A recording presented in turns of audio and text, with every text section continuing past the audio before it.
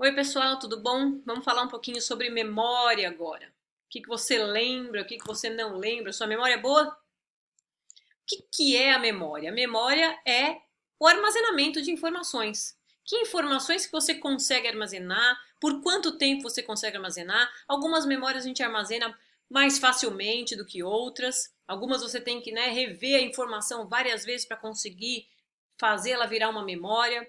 A memória é o armazenamento de informações que depois você pode reutilizar, evocar e trazer à tona novamente para utilizar no momento desejado.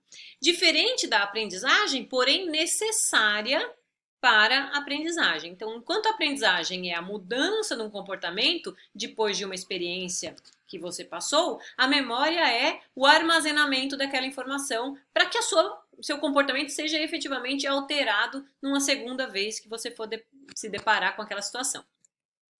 Nesse quadrinho aqui, proposto no livro 100 bilhões de neurônios pelo Roberto Lente, existem dois tipos de memória, né? A memória que tem uma caracterização via o tempo de retenção, então essa memória ela pode ser caracterizada como ultra rápida ou memória sensorial, memória de curta duração e de longa duração, né? A ultra rápida ela demora segundos, no máximo minutos, e você perde a informação. A memória de curta duração ela tem de minutos a horas, mas ela ainda não é fixada por longos períodos. E a memória de longa duração, que é aquela que você relembra por anos. Quanto à natureza, existe um outro tipo de divisão, né? Então existe a memória explícita ou declarativa, que é aquela que você verbaliza, você conta para as pessoas, né, o que é. A memória implícita ou não declarativa, que são informações que você adquiriu e que você não consegue ensinar para uma outra pessoa pela fala. A pessoa tem que ter experiência também. E a memória operacional ou de trabalho, que são as informações que você usa no dia a dia para o raciocínio rápido, raciocínio imediato. Vamos falar de cada uma delas, mas antes eu vou começar dando um pouquinho mais de informações sobre os tipos quanto ao tempo de retenção. Então, começamos aqui com memória sensorial ou a memória ultra rápida, né? Então, ela dura poucos segundos e você utiliza muito ela para você lembrar o que é que você tem que fazer imediatamente. Então, se você está num procedimento, tem os passos desse procedimento, você tem que saber em que momento você está e o que você acabou de fazer para poder continuar, né? Ou se alguém te dá uma informação para você responder, você tem que saber o que fazer, né? Se alguém tá com você no telefone e fala, anota essa informação, peraí que eu vou pegar um papel, aí você tem que lembrar o que você foi fazer. Então essa memória, você não precisa guardar ela por longos períodos, né, e ela só te resolve imediatamente problemas. Em 1963, George Sperling testou essa memória em vários voluntários, né, pelo Partial Report Paradigm. Então as pessoas tinham que relatar o que elas lembravam num teste feito por ele. Eu vou fazer o mesmo teste com vocês e daí vocês relatam para vocês aí o que é que você conseguiu fixar. Não só o que era que eu mostrei, mas alguma característica mais refinada. Tá? Então tem um momento de fixação, um sinal, um intervalo, o toque e a resposta. Ok? Então começamos aqui com o momento de fixação. Vocês foquem aí no mais que está no meio da imagem. Pi, resposta. O que é que você viu? Quantas? Quais eram? Algumas pessoas têm uma capacidade de lembrar dessa informação muito alta. Elas lembram de informações visuais muito mais do que elas lembram de qualquer outra coisa. Então, tem pessoas que são visuais, têm memória visual. Essa memória visual também é chamada de memória icônica. A memória tátil, ela é chamada de memória áptica. E a memória sonora, ela é chamada de memória ecônica. Então, os indivíduos diferem quanto ao tipo de memória que eles têm melhor habilidade. Mas eles têm as três memórias funcionando. Todos nós temos. Então, essa é a memória sensorial. Tem uma capacidade e duração limitada. A memória de curto prazo, ela é um pouquinho mais demorada, embora não tenha uma diferença grande em termos de tempo, né? Então ela vai até minutos, horas no máximo.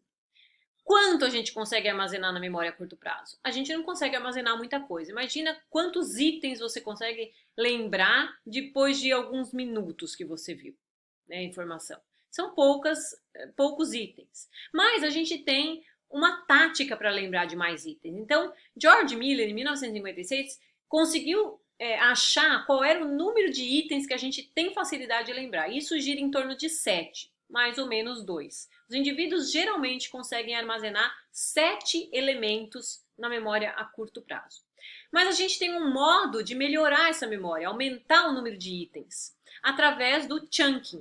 O que é o chunking? É você agrupar elementos para que você consiga lembrar deles de forma que eles formem um único elemento. Então, em vez de 7 elementos, eu consigo armazenar 21 elementos em grupinhos de 3.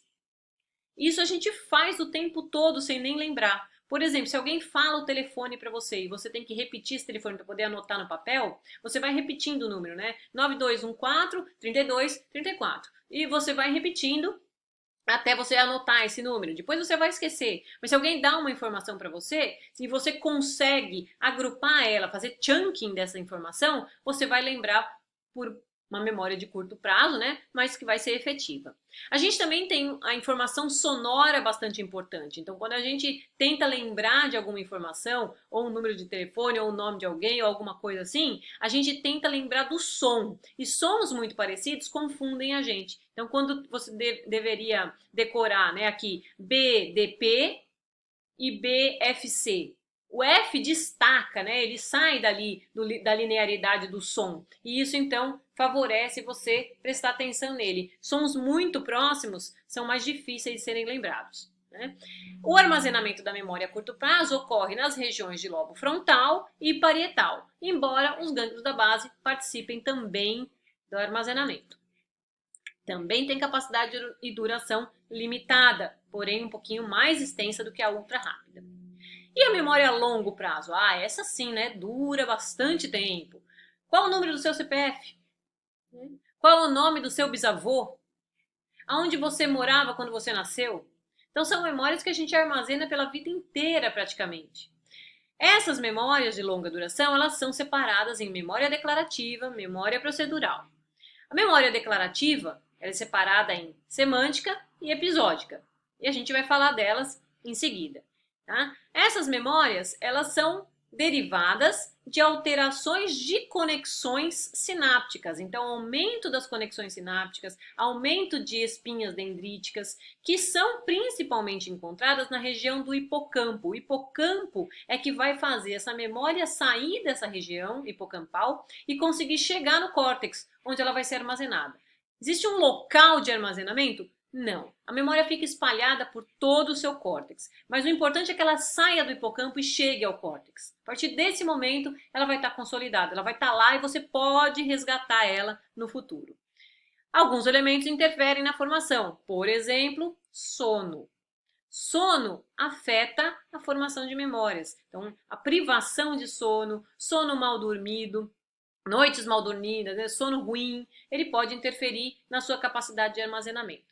A nutrição também, outros elementos também interferem, como por exemplo, bebidas alcoólicas em uso exagerado, drogas de abuso, geralmente afetam a formação de memórias. Então vamos olhar agora essas memórias que a gente separou em explícita declarativa, implícita não declarativa e operacional de trabalho. Vamos começar pela explícita ou declarativa. Existe aqui a episódica e a semântica. Começando pela episódica, que significa você lembrar o que, ou quando, ou onde. Exemplo, o que aconteceu no dia 11 de setembro de 2001? Lembrou? Você estava nascido? O que você estava fazendo? Aconteceu o ataque terrorista dos Estados Unidos, derrubada das Torres Gêmeas. Então você lembra porque essa data te marcou alguma coisa, né? O que aconteceu no dia 8 de julho de 2014? Aonde você estava? Você viu? Foi quando o Brasil perdeu de 7 para a Alemanha. O que aconteceu no dia 26 de abril de 1986? Lembra? Já ouviu falar? Viu alguma coisa sobre isso? Aconteceu a explosão da usina nuclear de Chernobyl. Quanto à memória declarativa do tipo semântica, trata então de conceitos, significados. Por exemplo, quem é Charles Darwin?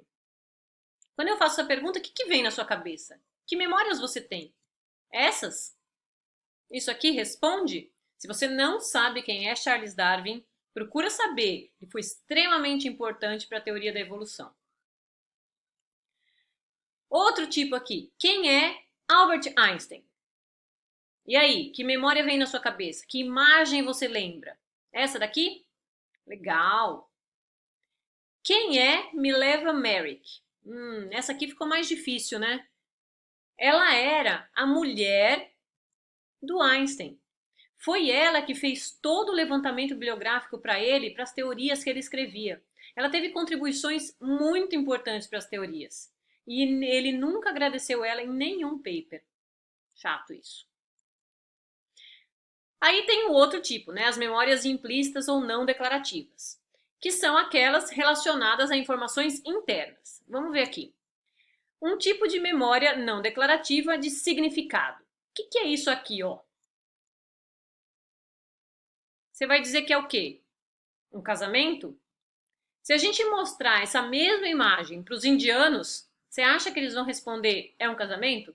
Então, a memória do tipo não declarativa, ela tem muito a ver com a cultura do indivíduo, né? Com o modo como o indivíduo aprendeu a perceber o meio.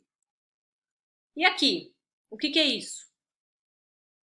Ataque terrorista, né? A gente já faz associação imediata com alguma coisa muito tensa acontecendo. Quem são essas pessoas? E aí, você sabe? John Lennon, Anderson Silva, eu. Olha aí, minha cara. Outro tipo de memória não declarativa é a relacionada a regras, né? Como se constrói uma frase. Então, a partir do momento que você aprende português, você começa a fazer isso de maneira independente, você não precisa mais lembrar, você faz automaticamente, né? Como dirigir um carro. Embora tenha lá no Google, se você colocar como dirigir um carro no Google, vai vir aqui uma lista para você de passo a passo. Eu acho que você não vai conseguir dirigir um carro sem ter tido treinamento para dirigir um carro, certo? Outros, como fazer biscoito. Você pode até ver o indivíduo fazendo, mas enquanto você não tiver treinamento para fazer, você não consegue, né? Como tirar um cérebro de zebrafish? É muito fácil, digo para você agora como tirar. Mas será que você vai conseguir? Depois que você tirar uns 2.000, aí talvez você esteja bom para fazer tirar um bom cérebro. Outro tipo de memória não declarativa são as memórias de aprendizagem associativa e não associativa, né? Então, aquelas lá de habituação, sensitização, condicionamento operante, condicionamento clássico.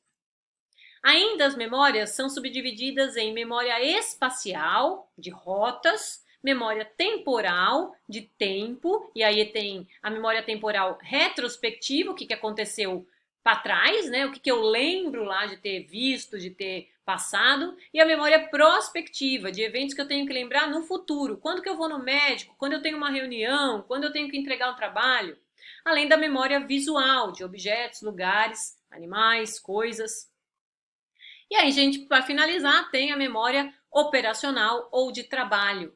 Então, a memória operacional está muito relacionada a você lembrar de uma coisa que você fez, né? Durante o dia você tem que lembrar o que você passou ali. No dia seguinte você já não precisa mais. Mas se eu for no supermercado, onde que eu parei meu carro? Na hora que eu saio, eu tenho que lembrar relativamente bem para chegar no carro, né, e colocar minhas compras. Se eu esquecer, se eu não tiver esse tipo de memória, eu vou ter que checar todos os carros ali. É uma loucura. A gente testa memória em animais? Sim, dá para testar, né? Então aqui vocês estão vendo memória de reconhecimento de objetos, em que o indivíduo é pareado aqui com 2 objetos iguais no dia do treino e no dia seguinte um objeto diferente. Como o animal é bem curioso, ele vai investigar mais o objeto diferente se ele lembrar do objeto antigo. Se ele tiver esse aqui como um objeto, eu já vi no dia anterior, é um objeto antigo, então ele investiga menos. A gente também pode usar esquiva para memória, né? Então o indivíduo desce aqui, toma um choque, e ele lembra que lá tem choque e não desce mais. Ou localização espacial, ele tem que reconhecer dicas ambientais para achar essa plataforma submersa que ele não consegue enxergar, senão ele tem que ficar nadando até chegar nela. E aqui, testes de memória com peixe, reconhecendo o ambiente. Para fazer teste de memória, a gente sempre tem que ter um intervalo para ver quanto tempo dura a memória. Então, você faz o treinamento e dá um intervalo para o animal de dias sem o treino antes do teste novo.